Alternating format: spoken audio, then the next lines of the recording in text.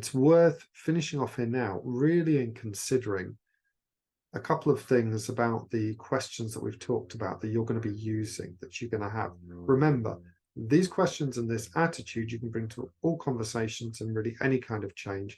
And I'd invite you to actually take some time in your life to just pay more attention to people and ratify what they're saying and really seek to listen, because it happens so rarely. But just be aware that these questions are very powerful and transformative, all right? You do not need to ask them all in one go.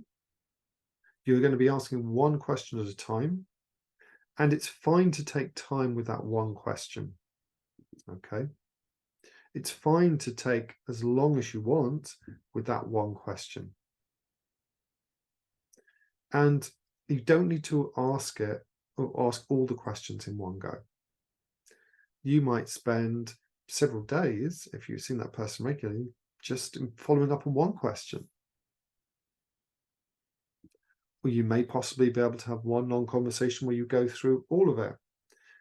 The key is this: don't rush, because it's going to be the consistency of your response and your behavior that's going to be the model for that person. In fact, the benefit of asking this over a period of time is you're continually nudging that person to develop this new way of reflecting on their life, to evaluate from a position of fascination and curiosity that you're modeling through them. Okay. And that's why it's the consistency of your response and behavior is really going to be foundational, because first of all, you're like a mirror for the other person. And if you go, oh, that's terrible, or oh, why haven't you done anything about this yet? You're just throwing back, you're just mirroring back judgment and recrimination and guilt and shame and all these things for them. Whereas when you go, oh, wow, that's really interesting, if they come and say, you know what, I've been thinking about our conversation the other day. I don't know, it's just something just feels different. Wow. Now you're mirroring back for them that is something noteworthy and positive that they've engaged in. All right. And you have to allow some time. How long? How long is a piece of string? Might be a few minutes, a few hours, could be a few days, a few weeks. But the point is, by you consistently being the person who's kind and compassionate and non-judgmental, you will open up doors, you will open up windows. All right. And what will happen is, in between those conversations that you have, you will know you're on track, because they'll be saying things to you like, you know, you got me thinking, you really got me thinking here. All right. And remember, this is where people blow it. All right. You know, they go, oh yeah, you know, I always hated you smoking. I always hated smokers. I always thought you were really weak-willed, you know. Yeah, it's terrible. I've always judged you for it. It's good you've really pulled your socks up now. All right. Don't be one of those people. All right. When they say, you know, you really got me thinking, I've really been thinking since last time, you just stay cool.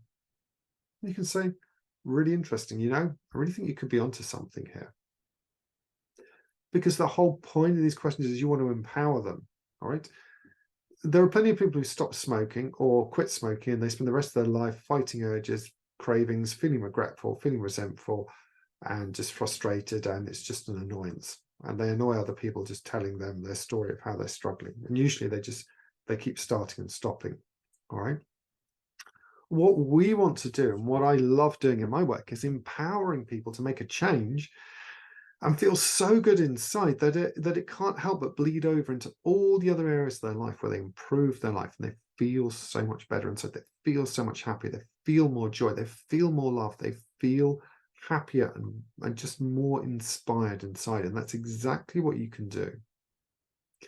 When you are that person for somebody, whether it's stopping smoking or something else, when you are kind, when you're curious, when you're interested, and you do that consistently over a period of time, you build up trust. And now you're a mirror for that other person. And remember, the key thing you want to mirror for them is this attitude of fascination and curiosity. Why? Because then they will adopt that as their way about thinking about the habit, instead of their predominant mode, which is how difficult it's going to be, recrimination, guilt, worry, all the anxiety of how they're going to manage this transformation. They're going to be doing it from this point of fascination and curiosity. All right. And so to do that, okay, You've got to allow it to be okay for it to take as long as it takes, over multiple conversations if necessary. When you ask a question, you'll be sitting back and listening and ratifying. You'll ask one question at a time, then be quiet. You'll be consistently modeling this kindness and compassion through the quality of the attention that you give them and the fact you're ratifying what they're saying. And you'll pay attention to these signs when they're on track, when you can see that person's on track, because they'll be telling you.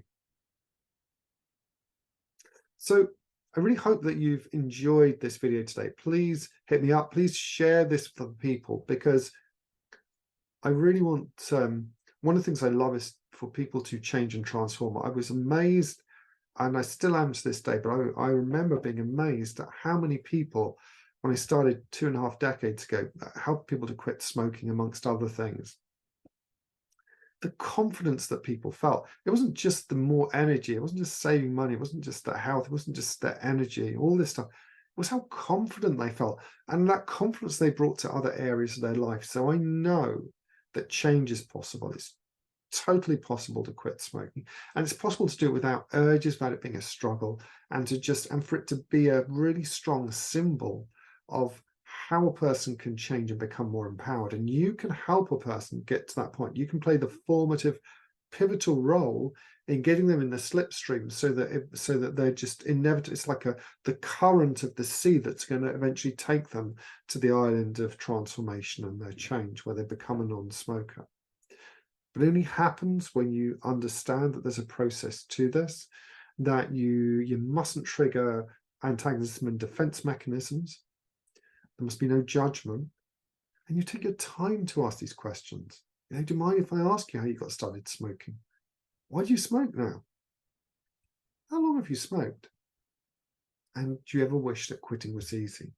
Because when you get to that point of asking, if I knew somebody who could guarantee you'd quit just like you described, if you're willing to talk to them for 15 minutes just to find out what they know. So thank you for listening. Please feel free to subscribe. Please share this with your friends, colleagues, neighbours, family, anyone who who has somebody maybe who wants to help someone else to quit smoking. It may even be of interest to smokers who you know, but please, there will be other people who you know who really want to help other people out. This information is really, it's really like gold dust. This is what will help actually them to be able to help other people. So thank you so much for your time. I'm Richard Haggerty. I'm a smoking cessation expert. Thank you very much for taking time to listen. I hope you enjoyed this. If you have any questions or follow-up, please ask me in the comments. Let me know. I will happily do some follow-up on this, happy to do some follow-up videos. Please just let me know that this is how this is helping you, and I look forward to seeing you down the road.